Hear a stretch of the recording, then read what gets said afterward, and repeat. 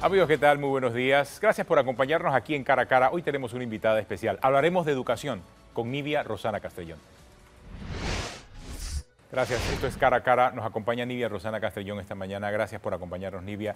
Vamos a hablar de educación. Hay un rol importante en el que estás ahora involucrada y es como parte del directorio de SUMA, que es el Laboratorio Latinoamericano para la Investigación e Innovación en Educación. Creo que nos puede llevar a poder hacer un análisis acerca de la situación de la educación en Panamá. Sobre todo después de la pandemia, nos encontramos este año ya con un año normalizado. Desde tu punto de vista, ¿cuál es ese principal desafío que tiene la educación en Panamá en este momento?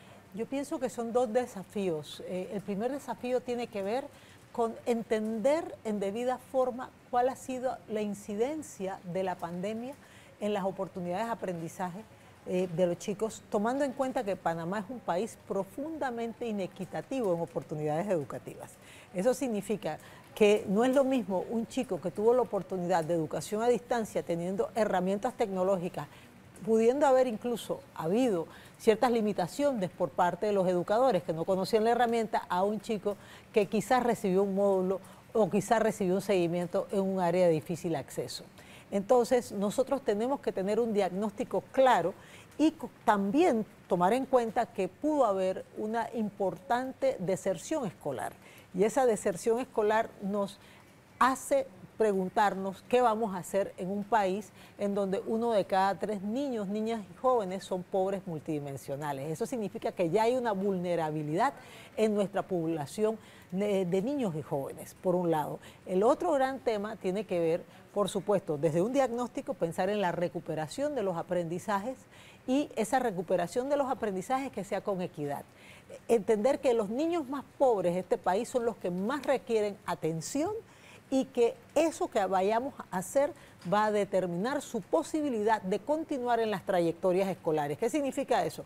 Que si un niño no me aprendió a leer en 3er grado, que es muy factible porque pudo haber hecho 1er y 2º grado de manera virtual o a distancia, nosotros necesitamos cerciorarnos que ese problema haya sido solventado y no permitir que chicos nos entren a una premedia, que es la etapa donde hay más deserción escolar sin tener las competencias básicas. Ahora, me dejas pensando en algo, y es con relación a esa virtualidad en la educación.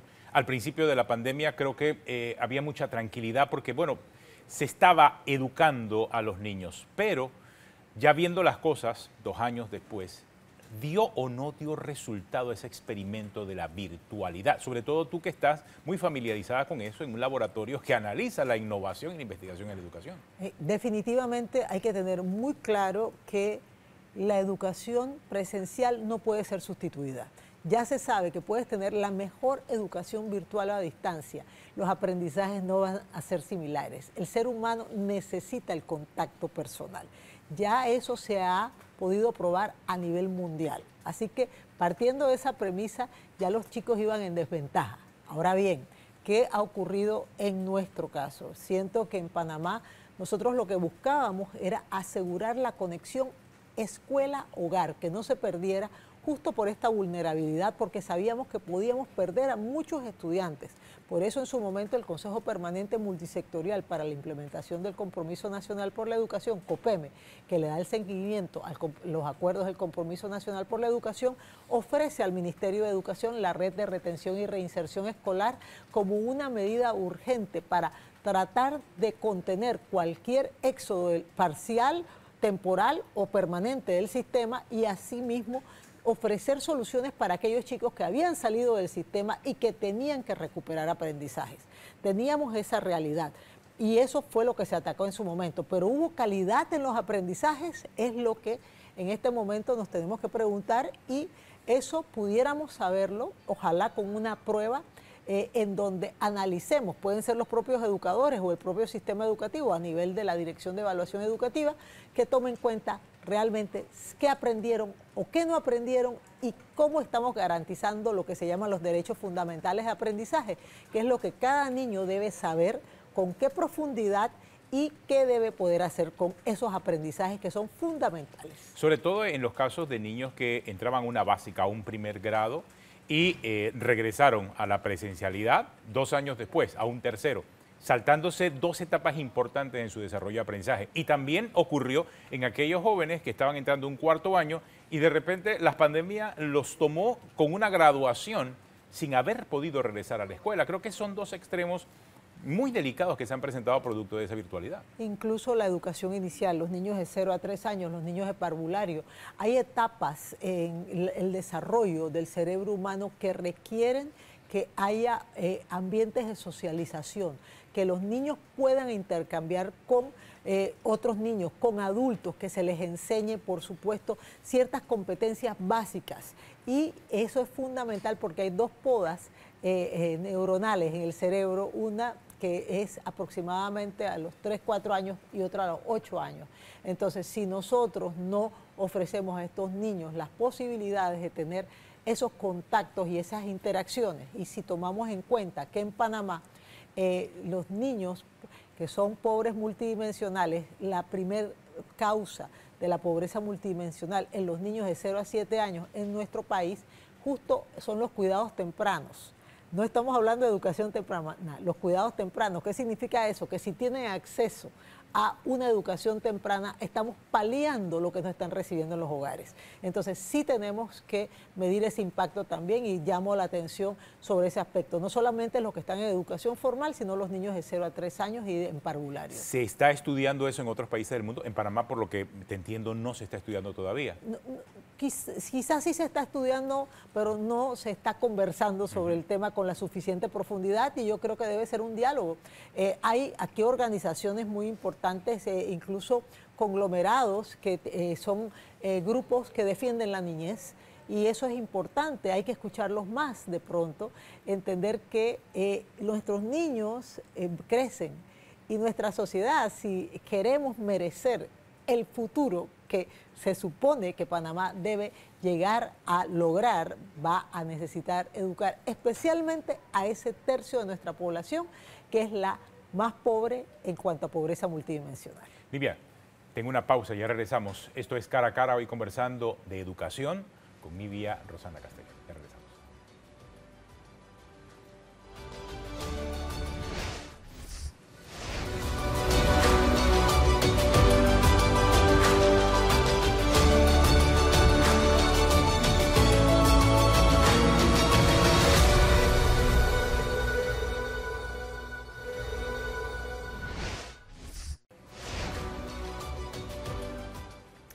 Esto es Cara a Cara, hoy conversando con Nivia Rosana Castellón acerca de educación. Y sí te tengo una pregunta por tu experiencia en la materia. ¿Seguirá siendo la educación la estrella en este momento? La estrella, me refiero a las promesas electorales que hubo en función de esa educación. Pero ¿tú qué percibes? ¿Seguirá siendo la estrella todavía la educación? Es que tiene que ser la estrella, porque si no nos vamos a estrellar. Más nos vale que sea la estrella. Yo tengo que ser muy honesta en ese sentido. Esa fue una respuesta espontánea, no políticamente correcta de pronto, pero es espontánea. Quiero decirles que tiene que serlo porque este es un país que si el 80% de su economía proviene del sector servicios, si nosotros no entendemos que tenemos que formar para una actividad altamente especializada en un mundo que está en una 4ª revolución industrial, en donde Panamá en su índice de competitividad global, donde tenemos los problemas en educación, en salud y en uso de tecnología y en aplicación de tecnología. Por Dios, entonces lo que estamos es realmente jugando a la ruleta rusa con nuestro futuro y eso no puede ser. Nosotros no nos podemos dar ese lujo. Por eso el tema de la educación va a tener que ser una estrella en todos los gobiernos. Y es más, les voy a decir una cosa, porque tú sabes que siempre en tiempo de elección la gente se pone creativa. Vamos a cambiar el currículum y vamos a incluir una serie de materias. Yo creo que es muy relevante que se tenga claro que hay toda una serie de acuerdos que se tienen que implementar, que Panamá lo que ha demostrado es que es muy malo llevando adelante los acuerdos, que es muy bueno alcanzando. Entonces, Panamá tiene que saber implementar. Y eso significa en política pública tomar ciertas determinaciones, como identificar dónde nos quedamos cortos. En mi opinión, tiene que ver en todo lo que está relacionado con bajar a la escuela lo que debe estar ocurriendo, que es el escenario de la transformación educativa. Entonces, acordamos acá, pero no logramos cambiar las cosas a nivel de la escuela. Y ahora tenemos que poner la atención es en el centro educativo y en el aula de clase. O sea, lo que entiendo entonces, por lo que me explicas, un asunto es la política educativa y otra es la actividad que realizan los maestros y los profesores en las escuelas. Y los propios directivos, cómo llevamos esta información allá, cómo nos hacemos parte de una gran red con sinergia para lograr cambios de alto impacto que incidan en la vida y en el presente y en el futuro de nuestros estudiantes. Ese es nuestro reto como país. ¿Dónde está la falla en las escuelas entonces? En las escuelas no, en cómo, es bien interesante. Yo siento que... ¿O la falla está en la política educativa? No, es un tema sistémico. Cuando se hizo el plan de acción Meduca COPEM, uno de los pilares, meta priorizada, es la meta de la descentralización. Hay otra meta que tiene que ver con los sistemas de información. Nosotros creemos que sí hay un peso importante en cuanto al desempeño del sistema educativo que tiene que adscribirse al acceso o no a información fidedigna y pertinente, por un lado, para tomar decisiones gerenciales educativas. Y segundo, el otro aspecto que es muy importante es la descentralización. Nosotros necesitamos el empoderamiento de las regiones educativas y de las escuelas en cuanto a su desempeño y al resultado que ofrece a la sociedad. Es muy lamentable cuando de pronto se habla sobre el resultado educativo y se piensa en una instrucción que deben recibir de planta central. Es un sistema excesivamente centralizado que tiene que ser descentralizado. Se están dando pasos en este momento.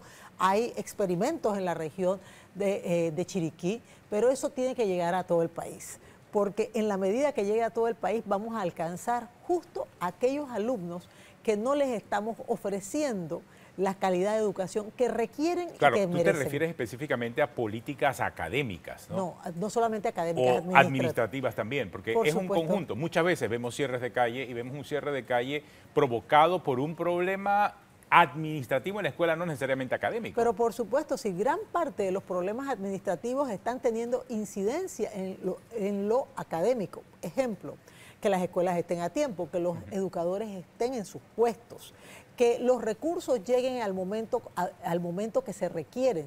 A veces vemos que los recursos están llegando en septiembre y no tiene que ver con esta administración. Eso es un problema consuetudinario y ya lo hemos normalizado, que es justo lo que no debemos hacer. Nosotros no debemos pensar que los niños pobres merecen escuelas pobres. Eso es terrible porque yo tengo una hipótesis, que Panamá no es un país desigual porque tenemos de pronto situaciones y por eso se refleja en las escuelas. Yo pienso que el sistema educativo que es tan desigual hace que seamos desiguales. Y eso es terrible, porque eso significa que nuestra democracia no está funcionando como corresponde con la equiparación de oportunidades. Ahora, tú que conoces también la región, ¿qué otro país en la región parecido a Panamá pudiese estar haciendo las cosas mejor que nosotros y que pudiese servirnos de guía en este proceso? El vecino, Costa Rica. Costa Rica está logrando unos resultados impresionantes en cuanto a las pruebas que tienen que ver con el laboratorio de investigación y de análisis de la calidad de la educación, el YESE de la UNESCO. Los mejores resultados de la región son de Costa Rica, han ido increciendo. Incluso en su participación en la prueba PISA. Ellos definitivamente... ¿Con recursos similares a los nuestros? Claro, por supuesto. Me refiero a recursos económicos. Sí tienen recursos, dedican más. Es que el problema en Panamá no es el monto que se dedica, sino a qué se dedica. Demasiado monto es destinado a gasto corriente, a planilla, y no suficiente inversión. Entonces, eso es un tema que no podemos dejar de lado. También tenemos un problema de ejecución, por ejemplo, del FESE, en donde vemos que aunque las escuelas tengan los recursos, no saben o requieren de ayuda para poderlo aplicar correctamente. ¿Y qué quiero decir con eso? Hay veces que vemos que de pronto es más importante cierto tipo de recursos como una cerca perimetral versus que los laboratorios de una escuela tengan en efecto el equipamiento necesario y los recursos para que los niños aprendan. Entonces tenemos que comprender que somos administradores que pudiéramos mejorar mucho más. Tengo otra pausa aquí en Cara a Cara hoy con Nivia Rosana Castrillón y ya regresamos.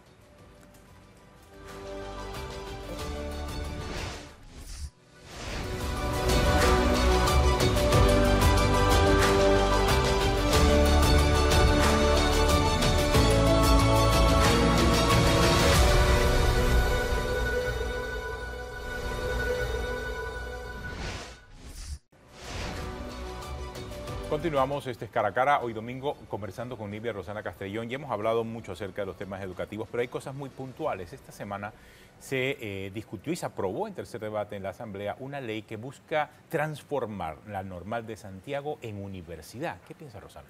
Yo pienso que tenemos una sobrelegalidad en este país que nos está atorando. Nosotros no necesitamos solamente cambios normativos, necesitamos cambios estructurales en nuestras instituciones. La Normal de Santiago ha hecho un papel protagónico históricamente, formando a grandes panameños. Eso no ocurre como quisiéramos en el presente. Y eso implica que la normal tiene que ser reinventada y no va a ser a través de una ley.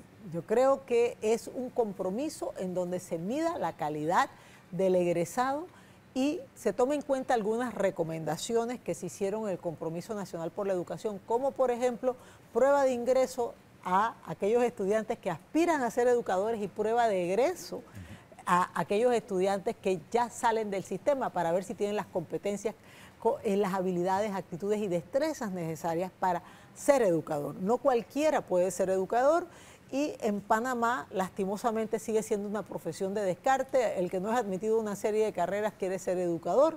Tienen un excelente salario en este momento y yo sí soy de la opinión personal que el sistema debe ser mucho más riguroso, porque si un egresado de la Normal de Santiago inicia con un salario similar y cuidado que más alto que un médico recién graduado, tenemos que exigir. Como sociedad es lo correcto. O sea, no es un tema de forma, sino de fondo. Por supuesto, por supuesto. Tú puedes decir que una persona por decreto es un doctor en física y eso no significa que lo va a hacer. Entonces, al final del día lo que necesitamos es que el producto de la Normal sea confiable, sea competitivo, ofrezca a nuestra sociedad lo necesario para formar a nuestros niños, niñas y jóvenes como lo requiere el siglo XXI. Entonces, hay esfuerzos interesantes, por ejemplo, hay aulas inteligentes que lleva adelante uno de nuestros clubes rotarios, allá con tecnología. Eso es bueno, pero lo que a nosotros nos interesa es ver cómo lo aplican en aulas, porque al final otro de los grandes problemas es que se forme, que se capacite a los educadores, pero eso no necesariamente significa que se utilice como una herramienta y parte de una estrategia para lograr aprendizajes. Te refieres específicamente a los proyectos de aulas inteligentes. ¿Todavía no se sabe o no se tiene conocimiento acerca de los resultados que dieron estas aulas inteligentes? Porque creo que el proyecto inició antes de la pandemia, si mi memoria no me falla. Es correcto, y sigue, y es interesante, y ojalá siga, pero lo único que digo es que ojalá logremos esa medición de los aprendizajes en un momento dado para ver cómo impacta a nuestros niños, niñas y jóvenes. Porque estos son aportes de la sociedad, ojo, estos no son aportes de la misma institución, sino que la sociedad dice, oye,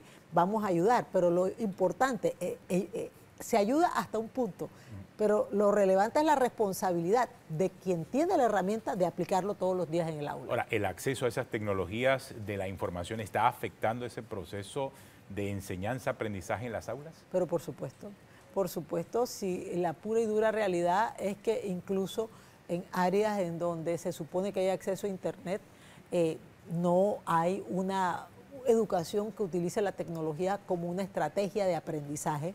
Entonces sí tenemos que hacer un esfuerzo. Se logró muchísimo en la pandemia, muchísimo, pero nosotros tenemos un desafío como país a que no dejemos de lado la tecnología y que no lo hayamos usado como un recurso de emergencia, sino que se convierta en la tiza y el tablero del siglo XXI. No, y entender también qué uso se le da a esa tecnología. Por supuesto. Porque no solamente es para chatear. No, es que además hay estudios, justo hablaba con unos chicos el otro día que estamos en unos talleres con estudiantes de artes y oficios y les decía, mire, ¿sabe cuál es el problema con la tecnología? El problema es que ya hay estudios que indican que las personas que tienen más desafíos en lo socioeconómico utilizan la tecnología para de pronto magnificar lo que nosotros llamamos el bochinche, entrar a usos totalmente superficiales, triviales, fútiles, como quieras llamarlo, y eso no ayuda a que la tecnología sea utilizada como una herramienta para equiparación de oportunidades. ¿En este momento no es ese el enfoque? ¿En qué sentido? En el sentido de que la tecnología está siendo o debe ser utilizada para equiparar las oportunidades. Es que ese debe ser el enfoque y debemos continuar por ese fallando. camino. Es que tenemos que continuar hay un gran esfuerzo. Mira, la plataforma Esther es buenísima, pero ¿cuántos han dejado de estar matriculados en la plataforma Esther? Un montón. Entonces es una pena. Nosotros necesitamos más personas usando las herramientas y tomando ventaja de las herramientas. Y no solamente eso, hay Coursera que tanto hubo un montón de cursos gratuitos, Duolingo, hay muchas herramientas allá afuera que son gratuitas que pueden ayudarte a ser autodidacta y a mejorar en tu formación integral. Gracias, Rosana, por acompañarnos hoy aquí, este domingo en Cara a Cara, hoy con Nivia Rosana Castellón, hablando acerca de la educación. Será hasta la próxima.